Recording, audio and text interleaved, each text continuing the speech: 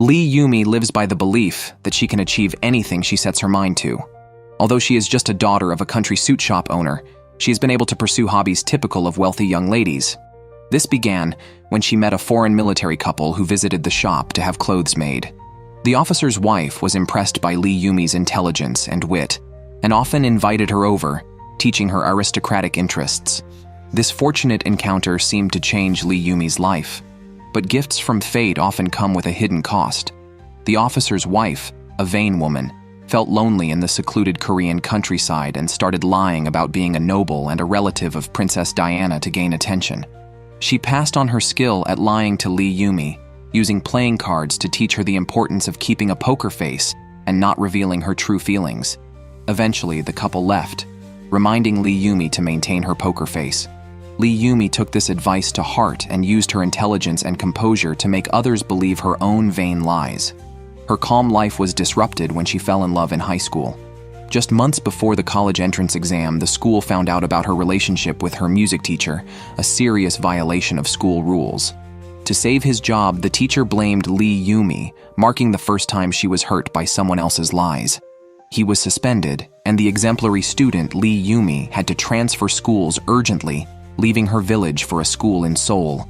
Due to the urgency of the transfer, the new school was reluctant to accept her, but did so due to her excellent academic record, with one condition: she must focus solely on her studies. Her father rented a room for her, provided living expenses, and left Seoul. Away from her familiar surroundings, Lee Yumi lost her way of life, could no longer rely on lies for vanity, and her grades plummeted. She failed to get into university. After the exam results were announced, Lee Yumi sunk into despair. Her father called, mentioning her mother's Alzheimer's diagnosis, and cautiously inquired about her exam results. Unable to confess her failure, she lied about getting into university, accepted her parents' celebrations and gifts, and then spent a lot of money on a cram school to prepare for a retest. During her repeat year, she shared a rental with a real university student, Ji-won, who, believing they attended the same university, eagerly befriended her. Ji-won and Lee Yumi exchanged phone numbers. Ji-won also invited Lee Yumi to join the school's editorial team. However, Lee Yumi, knowing she wasn't really a university student, made an excuse about having no interest and declined Ji-won's offer. Ji-won didn't suspect anything, simply thinking Lee Yumi was a shy girl. Lee Yumi admired the vibrant university campus and longed to be a part of it. One day after her preparatory class, Ji-won invited her to have pizza at the editorial office. Being back in a student atmosphere, Lee Yumi couldn't resist lying again. When asked about her hometown, she claimed to have lived in the US during her childhood, which made her classmates envious. Compliments like these made Lee Yumi happy, though no one suspected that this shy girl was actually a master of lying. Ji-won found Lee Yumi very cute. When leaving, Ji-won gave Lee Yumi a t-shirt exclusive to the editorial department. After her preparatory year ended, Lee Yumi took the university entrance exam again. When she finished, she regretted her performance, fearing she wouldn't be admitted to university again. Walking home, Ji-won called and invited Lee Yumi to the editorial department's general meeting. At the lively dinner, the beautiful Lee Yumi caught the attention of many male university students. That night, she met Kang Jae-ho and quickly started a relationship with him. A few days later, a teacher from the prep school advised Lee Yumi not to aim for the hard-to-enter medical school, warning her of another potential rejection. However, Lee Yumi preferred to retake the year rather than attend a third-rate university. After dating Kang Jae-ho for a while, he told her about his opportunity to study in New York and didn't want to leave without her. He proposed they go together and marry after graduation. Kang Jae-ho had already mentioned Lee Yumi to his mother, and his family was eager to meet her. Lee Yumi was excited about finally going to the US. However, studying abroad required a lot of money. Lee Yumi returned home to ask her father for financial help. Her father managed to gather the money for her studies. Just before boarding the plane, Kang Jae-ho received a call from his mother, who had found out all of Lee Yumi's information was fake and demanded Kang Jae-ho stay away from the deceiver. After the flight took off, Lee Yumi, left alone, returned to her run-down rental home and rested for a week. One morning, she received a call from a neighbor in her hometown. Her father had passed away from cancer, a fact he had wanted to reveal before Lee Yumi left for the US, but kept hidden to not hinder her future. Full of regret for missing the chance to see her father one last time because of a lie, Lee Yumi returned to her village and wept in front of his memorial. After her father's death, she began to sell his suit shop. While reviewing the accounts, she found that her parents had always been frugal, with all their major expenses spent on her, which deepened her sorrow. Back in Seoul, without a degree, Lee Yumi struggled to make ends meet through odd jobs. Years later, she saw an online job posting that did not require a degree and went to the address. It was a family-run art gallery owned by Lee, a writer. Lee Yumi's job is to take care of the writer Lee's daughter, Lee Hyun-ju. The writer Lee has no other demands for Lee Yumi. He just expects her to work honestly. Meanwhile, Mrs. Lee is a devout believer who often holds prayer meetings at home with her sisters. Lee Hyun-ju recently returned from the US, and her lively and willful personality clashes with her conservative family environment. One day, as Lee Hyun-ju and Mrs. Lee were about to receive guests, Mrs. Lee thought Lee Hyun-ju's outfit was too revealing. She instructed Lee Yumi to fetch several more appropriate outfits. It was Lee Yumi's first time entering Lee Hyun-ju's room.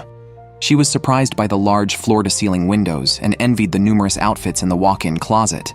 Lee Yumi had never experienced such a lifestyle.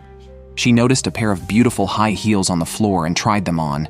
They fit perfectly and suited her slender legs elegantly. However, none of this belonged to her. Lee Hyun-ju's reality was just like the life Lee Yumi had fabricated in her lies. Lee Yumi could only envy Lee Hyun-ju's wonderful life. Although Lee Hyun-ju occasionally gave Lee Yumi items, like unwanted watches, it was not out of care or friendship, but as charity to someone she saw as beneath her. The writer Lee also looked down on the servants. When Lee Yumi asked for leave, she found him very angry. He hated when employees took leave and viewed the servants as stupid and lazy, doomed to live at the bottom of society forever. His words deeply hurt Lee Yumi, but she still had to muster the energy to serve Lee Hyun-ju. Lee Hyun-ju, upset over a marriage issue, was preparing to go abroad for a vacation. She vented to Lee Yumi, saying she felt very unfortunate, which pierced Lee Yumi's heart. Lee Yumi took out Lee Hyun-ju's American passport, which had her English name, Anna, and was about to expire in a month. Lee Yumi informed her of this, but Lee Hyun-ju threw the passport on the floor and ordered Lee Yumi to get it renewed. Lee Yumi picked up the passport and left coldly. She longed for a life of vanity. That night, Lee Yumi stole cash from the art gallery, took Lee Hyun-ju's American passport, and left the gallery. She decided to pursue what she wanted at all costs, as per her life philosophy. If she wanted to do something, she would achieve it. After fleeing the gallery, Lee Yumi went home to visit her mother. The next day, she woke up, turned on her phone, and saw Ji-won's name. After some thought, she called him to leverage their relationship to find a job. Ji-won, a journalist with extensive contacts, indeed introduced her to a good job as a teacher at an art tutoring class. When filling out her resume, Lee Yumi opened Lee Hyun-ju's passport, filled in her information, and used her English name, Anna. Before the interview, Lee Yumi did her hair and rented a designer suit. With Ji-won's referral and Lee Hyun-ju's educational background, Lee Yumi immediately gained the trust of the tutoring class manager. When returning the designer suit, Lee Yumi took out the watch Lee Hyun-ju had given her, planning to sell it. The clerk informed her that the brand had been exposed for selling fake goods a few years ago. Only then did Lee Yumi realize why Lee Hyun-ju had given her these items. They were unwanted junk. This humiliation made it impossible for Lee Yumi to let go. She vowed never to be looked down upon or trampled upon. To stabilize her new job, Lee Yumi changed her name to Lee Anna. She often visited various study abroad agencies, posing as a consultant to learn the advisor's pitches and relay them to her students. This made her appear very professional. Lee Yumi's intelligence and natural acting skills deceived everyone she met. One night, a neighbor called to inform her that her father's suit shop would be requisitioned due to street development. For this, Lee Yumi received some money. She used part of it to admit her mother to a nursing home and rented an apartment in Seoul with the rest. Lee Yumi continued to buy fake designer outfits to maintain her noble status while working at the tutoring center. At the tutoring center, Lee Yumi met a teacher who had been a schoolmate of Lee Hyun-ju abroad. Although the teacher had heard of Lee Hyun-ju, she had never met her, so she did not suspect Lee Yumi's identity. Despite lacking formal qualifications, Lee Yumi was an excellent tutor. Her students successfully got into Yale, which further dispelled any doubts about her identity. 2 years later, Lee Yumi turned her fabricated life into reality through lies and acting. The next day, a teacher approached her to become a manners instructor at a prestigious educational institute. Accepting the position would perfect her resume, but it wasn't a free offer. Lee Yumi had to pay. To secure the job, Lee Yumi turned her rented apartment into a monthly rental. The teacher introduced her to the institute's board members. Lee Yumi, elegant and intellectual, passed the interview smoothly and became a respected professor. She worked hard to memorize literary texts for each class, appearing highly knowledgeable. Her attractive appearance and approachable teaching style increased her fame and student numbers. Seeing her success and single status, other professors wanted to introduce her to potential partners. One was a representative of a public company. Lee Yumi met Choi Ji-hoon, who boasted about his wealth and taste in art. However, Lee Yumi found his taste lacking, noticing the counterfeit sofa and considering him vain. She politely declined Choi Ji-hoon's proposal, citing no rush to marry. But Choi Ji-hoon didn't give up, asking Lee Yumi to meet him at least 3 times. If she didn't fall in love, he would respect her decision. Although Lee Yumi agreed, she still found Choi Ji-hoon boastful and lacking in stability and refinement, exactly as she initially thought. Ji-won told Lee Yumi that Choi Ji-hoon's net worth skyrocketed through stock speculation. Although Choi Ji-hoon is in the IT industry, he lacks an impressive educational background. He only attended a lifelong education college at a prestigious school after becoming wealthy. Upon learning about Choi Ji-hoon's past, Lee Yumi was moved. Both she and Choi Ji-hoon lacked formal education and had strived to rise from the lower class. Lee Yumi suddenly felt that Choi Ji-hoon wasn't so bad after all. They soon started dating and were discussing marriage. One day, Lee Yumi visited her mother, who communicated through sign language that she had dreamed of Lee Yumi crying as if she were going to a faraway place. Looking at her mother somberly, Lee Yumi wasn't going far, but was going to get married. Due to her fake identity, her mother couldn't attend the wedding, and her parents at the wedding were actors Lee Yumi had hired. Soon after, Choi Ji-hoon and Lee Yumi held a grand wedding ceremony, officially entering high society as a corporate representative's wife. During the photo session at the wedding, Choi Ji-hoon's father also called a young boy from a relative's family to join. The boy seemed autistic but spoke about the botanical classification of the flowers Lee Yumi held when he saw her bouquet. After the wedding, Lee Yumi became the most eye-catching adornment on Choi Ji-hoon. As an entrepreneur who made it from the bottom, marrying a wife with a prestigious school degree was a source of pride. Like most businessmen, as Choi Ji-hoon's wealth grew, he aspired for power. He took Lee Yumi to gatherings of the elite, aiming to enter politics. However, as Choi Ji-hoon met more people, more also heard about Lee Hyun-ju. Although Lee Yumi silently supported him, she hoped Choi Ji-hoon would stay away from politics. At an art scholarship award ceremony, the next speaker, a deaf-mute girl, was to present without her sign language teacher, who couldn't arrive on time. Lee Yumi volunteered to interpret for her. Seeing the girl's nervousness, Lee Yumi used sign language to reassure her, telling her only she knew what the girl was saying, and everyone else was ignorant of sign language. Lee Yumi's words made the girl laugh, and she went on to present her award speech with sign language, which Lee Yumi translated. Afterward, the girl hugged Lee Yumi tightly, and the audience and media cheered. Choi Ji-hoon was very pleased with Lee Yumi, as a successful politician needs such a charming and wise partner. That night, as Lee Yumi returned home and was in the elevator, a girl entered. It was Lee Hyun-ju. Lee Yumi became anxious and started avoiding Lee Hyun-ju's gaze, but Lee Hyun-ju still saw her face. She thought for a moment, and then asked if she was Lee Yumi, but Lee Yumi didn't dare respond.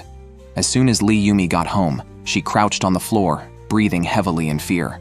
From that day on, Lee Yumi felt uneasy, especially when she discovered that Lee Hyun-ju seemed to live in the same building as they encountered each other again in the parking lot the following night. Lee Yumi immediately contacted someone who used to work with her at Lee Hyun-ju's house to inquire about the situation.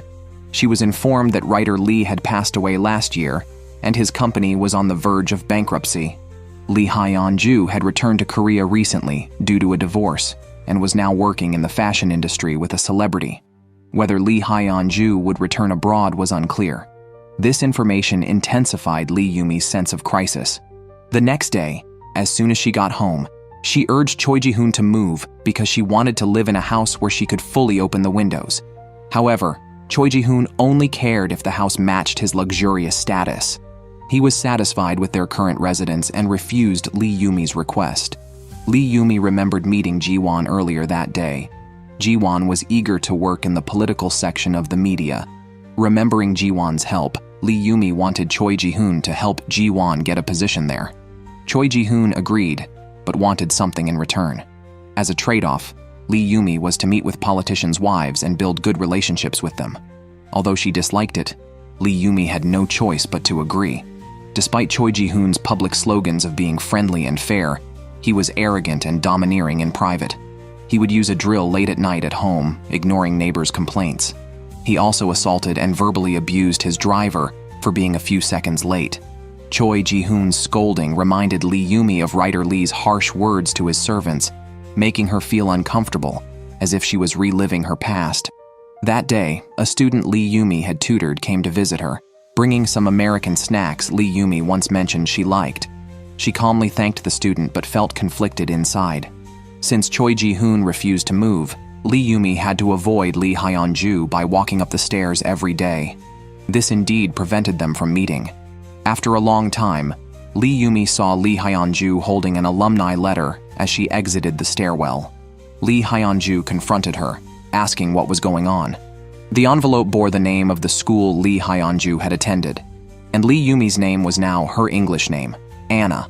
Under pressure, Lee Yumi confessed the truth and knelt down, promising to resolve the issues if Lee Hyun-ju gave her more time.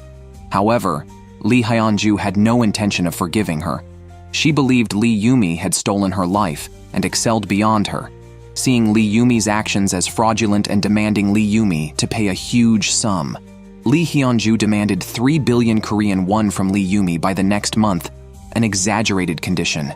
Although Lee Yumi was a corporate wife, she was essentially just a tool for Choi Ji-hoon, with no power or money. But Lee Hyun-ju was only concerned with the outcome. Before leaving, she told Lee Yumi to keep using the stairs and not appear in front of her again. That night, Choi Ji-hoon was drinking with politicians and ended up passed out in his car in the parking lot. The building security called Lee Yumi to take him home. However, Lee Yumi saw another woman in the passenger seat, closed the car door, turned around, and immediately called the police to report someone driving under the influence. Meanwhile, Ji-won, who had just joined the political section of the media, was drinking with her colleagues. As she was the only woman in the department and had gotten the job through connections, she faced teasing and pranks from her male colleagues all night. However, Ji-won did not back down. After the party, watching her colleagues stagger drunk, Ji-won vowed to excel in her work. The next morning, Lee Yumi deliberately asked at the breakfast table why the police were looking for Choi Ji-hoon late at night. Choi Ji-hoon avoided the question, instead talking about setting up a scholarship foundation and nominating Lee Yumi as its chairperson. This meant Lee Yumi would often appear in the media, something she instinctively resisted. But Choi Ji-hoon told her that money and power must be displayed to others, especially during elections. He emphasized that every action they took was meaningful and would be judged by society. Lee Yumi did not respond. The woman who had been with Choi Ji-hoon the previous night surprisingly opened her own home's digital lock. Choi Ji-hoon announced that starting today he would commute with his secretary, who introduced herself as Yumi, when she met Lee Yumi. To gather the 3 billion won Lee Hyun-ju demanded, Lee Yumi began to think of solutions. That day, the female maid asked for leave for the next day, but Choi Ji-hoon was hosting politicians for dinner at home. Lee Yumi found a reason to vent her anger, and uncharacteristically started to get upset, unintentionally echoing the same classist remarks Lee Ryder and Choi Ji-hoon used, implying that the lower classes should not trouble her, and that even the maid's significant personal matters were less important than the mundane activities of the elite. The secretary, standing quietly by, watched as Lee Yumi gradually calmed down and eventually agreed to the maid's leave. The secretary's task was to accompany Lee Yumi to the dinner. During their conversation, Lee Yumi remarked that working close to Choi Ji-hoon must be tough, but the secretary replied with optimistic and polished responses. Lee Yumi coldly noted, "People always lie." well aware of Choi Ji-hoon's character. As they stopped outside the restaurant, the secretary did not hurry Lee Yumi out, but instead went to check if all the guests had arrived. This reminded Lee Yumi of her past, when she used to run errands to check on guests for Lee Hyun-ju, seeing herself in the current secretary. That evening, as politicians dined, Choi Ji-hoon gave a speech. Soon after, the secretary received a call and quietly whispered to Choi Ji-hoon, causing his expression to change. That day, Ji-won met with Kang Jae-ho, who had recently returned from the USA and had kept in touch. However, this time, Kang Jae-ho initiated the contact because he felt he must tell Ji-won something. He showed her a news article on his phone about Choi Ji-hoon and Lee Yumi, asking if this Anna was the girlfriend he knew from the past. Ji-won nodded, thinking Kang Jae-ho was still concerned about their past relationship, but Kang Jae-ho revealed a shocking secret. Lee Yumi was not a college student as she claimed, but had failed the college entrance exam 3 times. He had discovered during their relationship that she was a fraud. Ji-won was shocked and speechless after hearing Kang Jae-ho's words. She questioned him. How is this possible? Despite her disbelief, Ji-won knew Kang Jae-ho must have a basis for his claim. Adhering to her principle of pursuing the truth, Ji-won began investigating Lee Yumi's background. She first called her university to check if Lee Yumi had been a student there. The school did find several people named Lee Yumi, but none had graduated from the aesthetics department. Ji-won also checked the name Anna, but found no record of such a person. Ji-won visited her landlord from her university days and learned even more startling facts. The landlord remembered Lee Yumi well, because she left 2 months' rent unpaid before hastily leaving for the USA, leaving behind many clothes and belongings. The landlord had even visited Lee Yumi's hometown to ask her father for the rent. According to the landlord, Lee Yumi's family lived in a rural town and ran a suit shop, appearing not to be wealthy.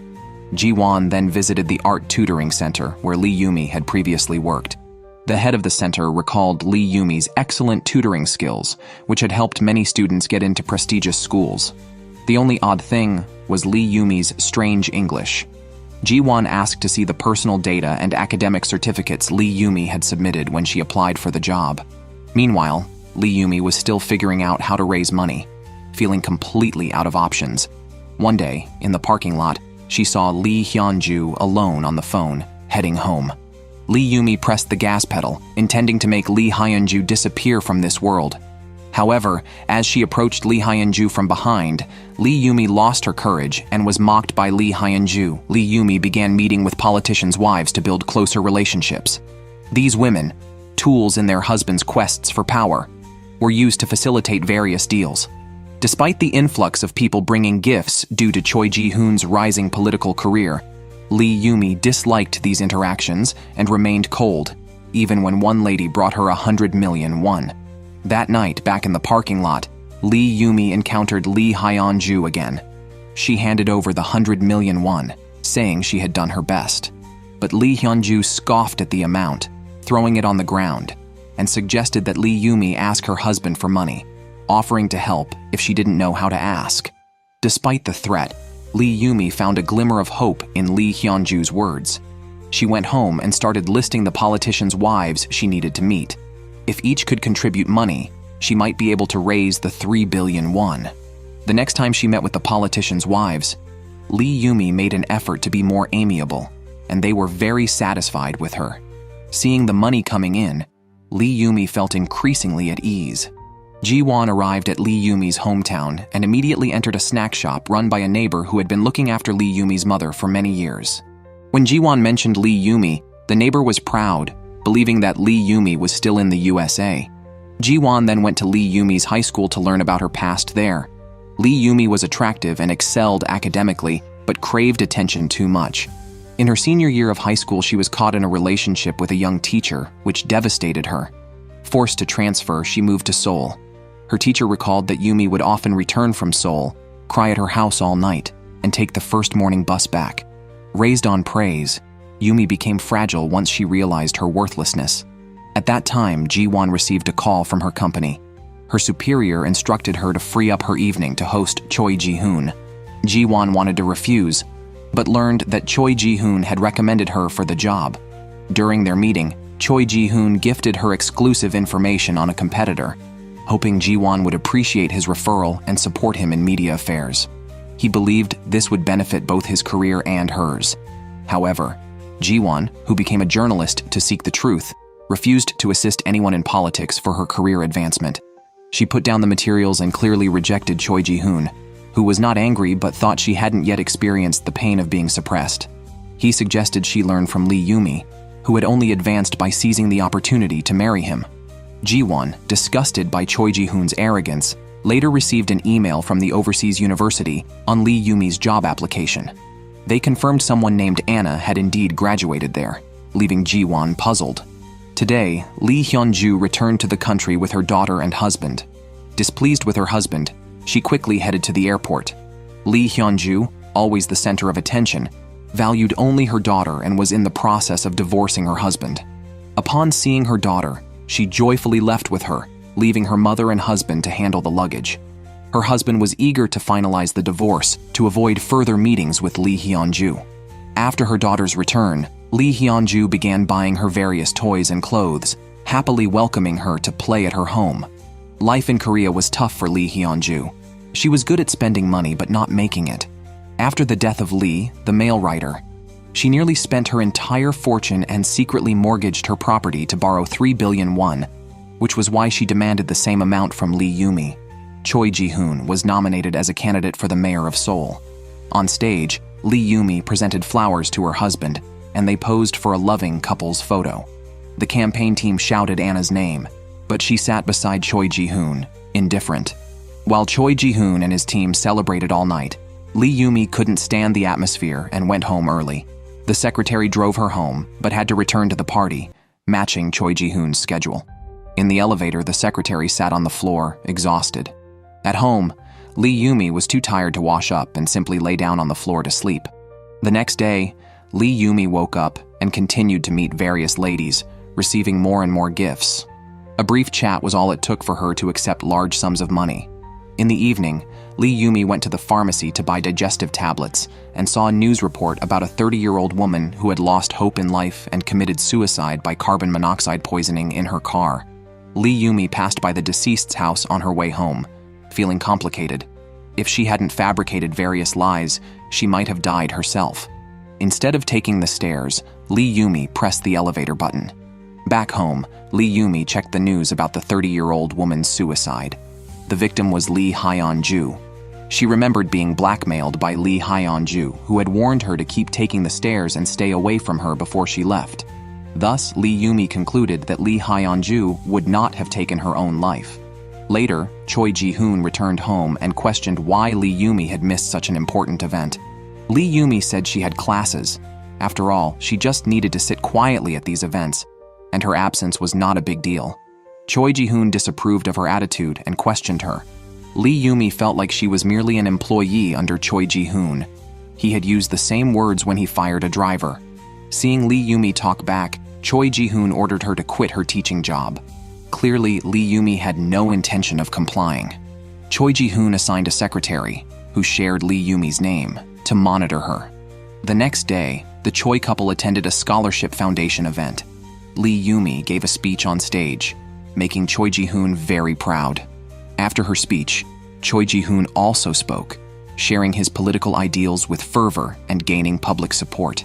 At the end of his speech, he knelt before the citizens to show his political commitment. Besides attending events with Choi Ji-hoon, Lee Yumi had her own life, enjoying her teaching.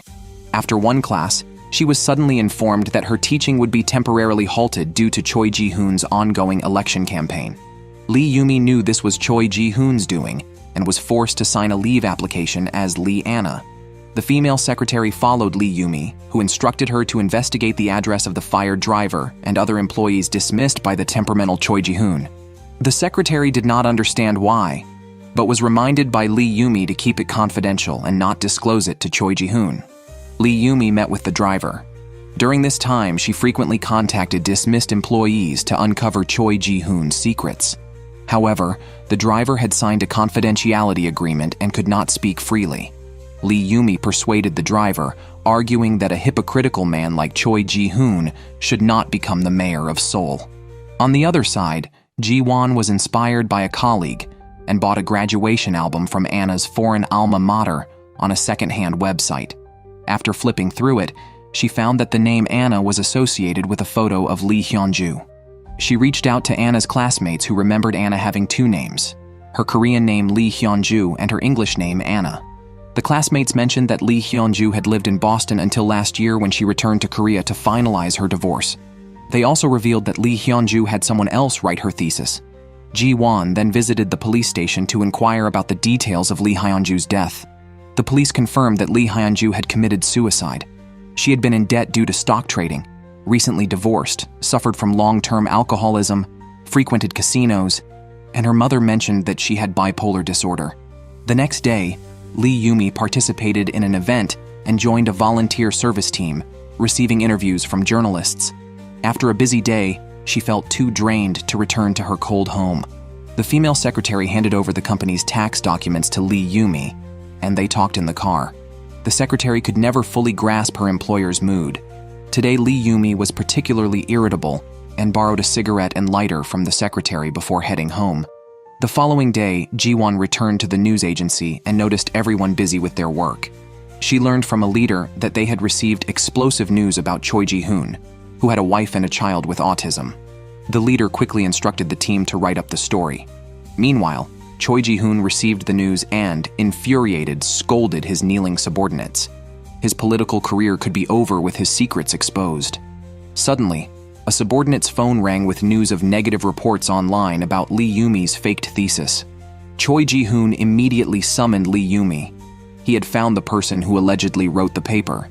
In a few hours, this person would be interviewed to deny the ghostwriting, stating they were study partners with Anna. For safety, Choi Ji-hoon advised Lee Yumi to avoid media appearances.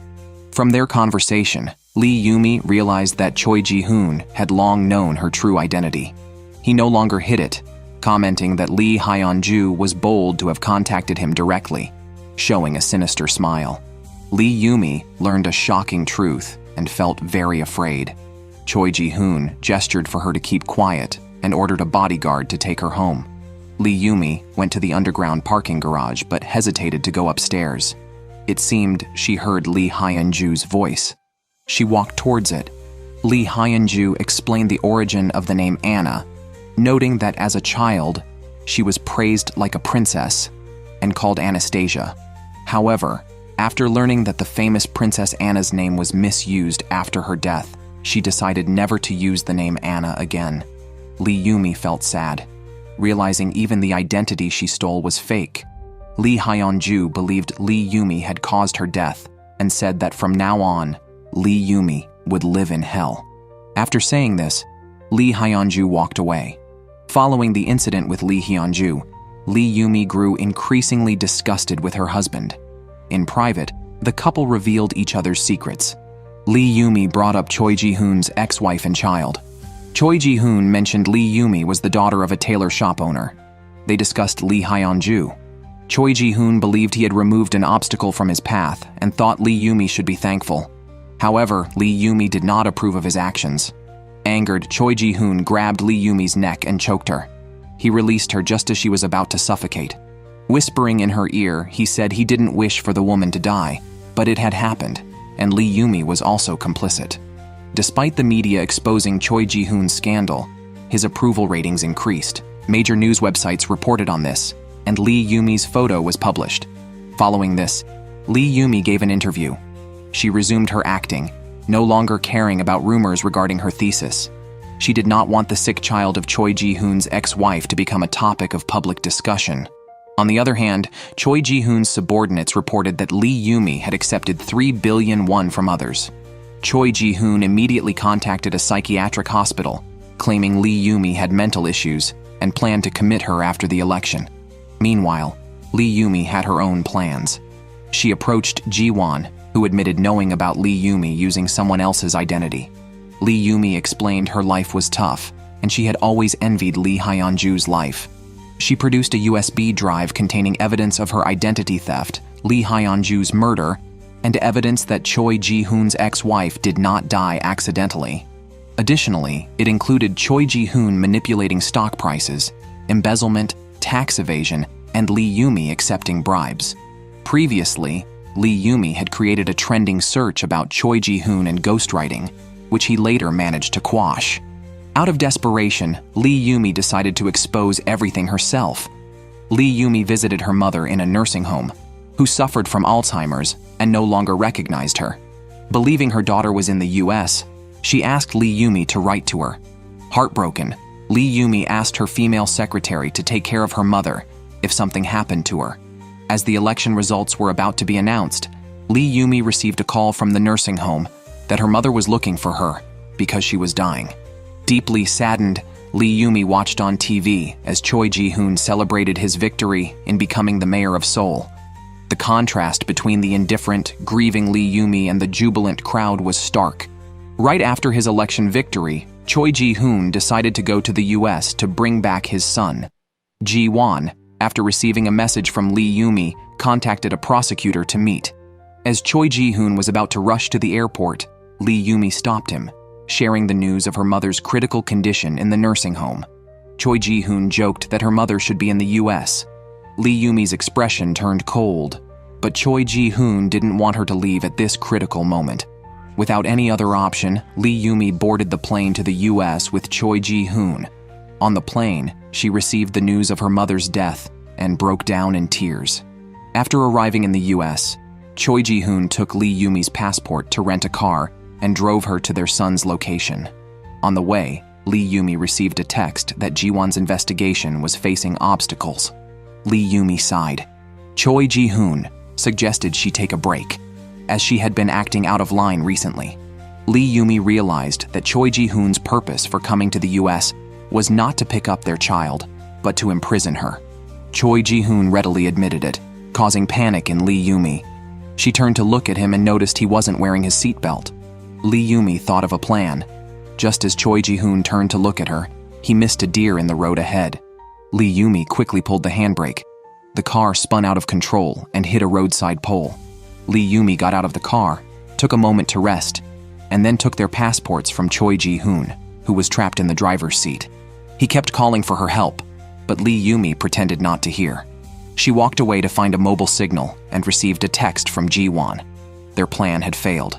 Meanwhile, Ji-won, having failed at the prosecutor's office, climbed out of a window to draw attention and escape from her pursuers. Deeply disappointed, Lee Yumi decided that if justice could not prevail, she would take matters into her own hands. She lit a scarf hanging on her bag and approached Choi Ji-hoon. News of Choi Ji-hoon's death was reported soon after, but Lee Yumi vanished. Later, during Choi Ji-hoon's funeral, only his autistic son was seen playing nearby. Years later, Anna pulled a cart full of firewood towards her cabin in Canada, having walked there from the US. Anna removed her heavy clothes, revealing her gaunt face. She remembered what had happened that day, threw her bag and lighter into the car, and walked away without looking back. Thinking about the past, she broke down in tears.